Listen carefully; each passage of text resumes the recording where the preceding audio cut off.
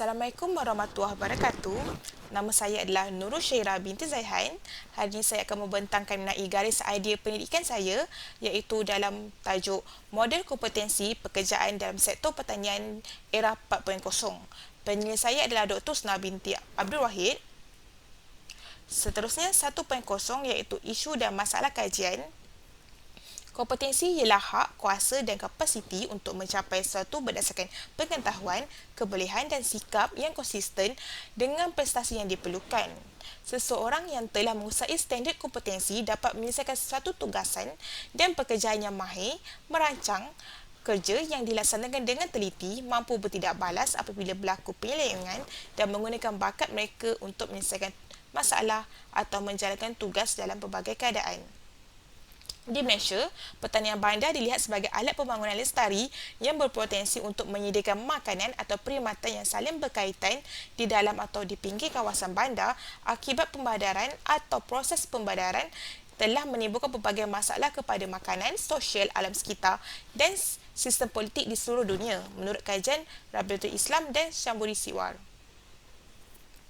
Penduduk bandar kebanyakannya bergantung kepada pendapatan tunai untuk membeli makanan dan kadar pengangguran semakin meningkat.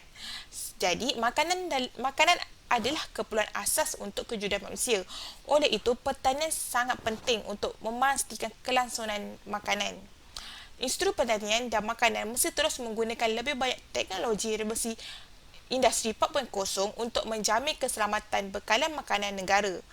Penggunaan teknologi terkini harus diutamakan dalam usaha mencapai matlamat yang disebut oleh Ibrahim. Menurut Datuk Dr. Rais Hussein Muhammad Arif, pengurusi Perbadanan Ekonomi Digital MyTech. 2.0 iaitu objektif saya persoalan kajian. Objektif saya adalah kajian adalah untuk membina satu model kompetensi pekerjaan dalam sektor pertanian di era 4.0. Kajian ini menumpukan kemahiran dalam sektor pertanian yang berikut merupakan objektif pendidikan. Yang pertama adalah membangunkan model kompetensi pekerjaan dalam sektor pertanian. Di dalamnya adalah saya akan mengenal pasti konstruk dan subkonstruk yang diperlukan berdasarkan analisis dokumen. Seterusnya saya meneroka konstruk tersebut berdasarkan temu bual bersama pihak industri. Yang seterusnya yang C, saya akan menghasilkan senarai konstruk dan subkonstruk yang saya dapati, dan seterusnya menggunakan analisis dokumen dan temu bual bersama pihak industri. Yang kedua, saya akan menentukan kebersesuaian konstruk dan subkonstruk saya, iaitu A. Menentu sahkan konstruk dan subkonstruk untuk model kompetensi itu, dan B. Mengenal pasti perspektif industri terhadap kebersesuaian konstruk dan subkonstruk tersebut di dalam model kompetensi pekerjaan dalam sektor pertanian era 4.0. Ya, ini adalah persoalan saya, iaitu saya bertanya apakah yang boleh saya dapati daripada objektif saya. Seterusnya adalah reka bentuk pendidikan. Tinjauan digunakan di dalam kajian ini. Pendidikan ini adalah reka bentuk kaedah campuran iaitu mixed method berdasarkan dokumen yang berkaitan, data mentah akan dikumpulkan dan diperiksa. Di situ adalah untuk mengetahui lebih lanjut mengenai kompetisi yang diperlukan dalam pertanian dalam era 4.0. Sekumpulan pekerja dari industri pertanian akan ditemu bual menggunakan beberapa siri soalan temuduga yang disediakan. Soal selidik akan diwujudkan untuk dihantar kepada pekerja di dalam industri pertanian. Selepas data instrumen soal selidik dikumpul, SPSS akan digunakan untuk menilainya. Penentuan kajian akan digunakan dalam membangunkan model kompetensi pekerjaan dalam sektor pertanian era 4.0. 4.0 adalah populasi dan persampilan, iaitu untuk subjek kajian dan subjek data yang berkaitan. Jadi populasi ini akan tertumpu kepada organisasi yang berada di dalam sektor pertanian, iaitu yang pertama adalah FJB Holding Berhad, Felda Global iaitu Felda. Yang kedua adalah IOI Corporation Berhad. Yang ketiga adalah Kulim Malaysia Berhad. Keempat, MSM Malaysia Berhad.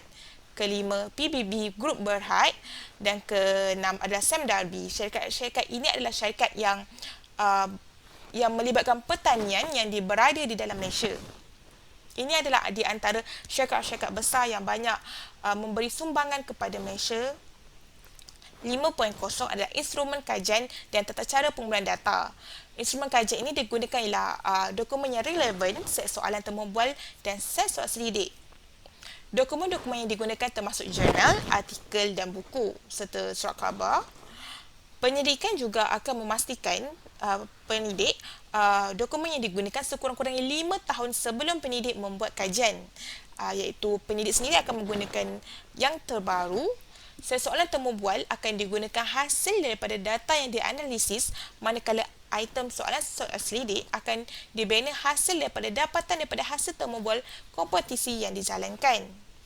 Terdapat 5 fasa bagi melaksanakan kajian ini. Fasa pertama iaitu meneroka konstruk dan subkonstruk kompetensi pekerjaan dalam pertanian, iaitu dokumen dianalisis bagi menghasilkan data berkaitan yang diperlukan pekerja bagi mengetahui kompetisi yang diperlukan seiring era 4.0. Fasa kedua adalah membangunkan set soalan temu bual. Set soalan dibangunkan berdasarkan analisis kandungan dokumen daripada fasa 1.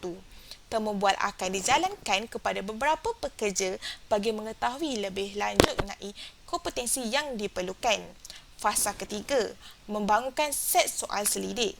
Set soal selidik dibangunkan. Komen dan cadangan daripada pakar akan digunakan untuk penambahbaikan sebelum manual tersebut diedarkan, dan set soalan ini akan dibangunkan daripada hasil daripada fasa 2.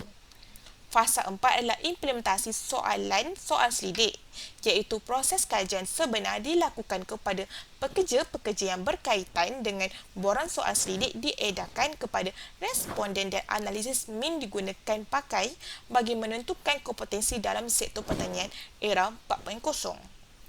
Fasa 5, penghasilan model kompetensi pekerjaan dalam sektor pertanian era 4.0. Model dibangunkan dengan menggunakan dapatan daripada fasa 4. Ia dibuat bagi memenuhi kehendak dalam sektor pertanian bagi mengetahui kompetensi yang diperlukan seiring 4.0. Yang keenam adalah 6.0 sendiri, analisis data.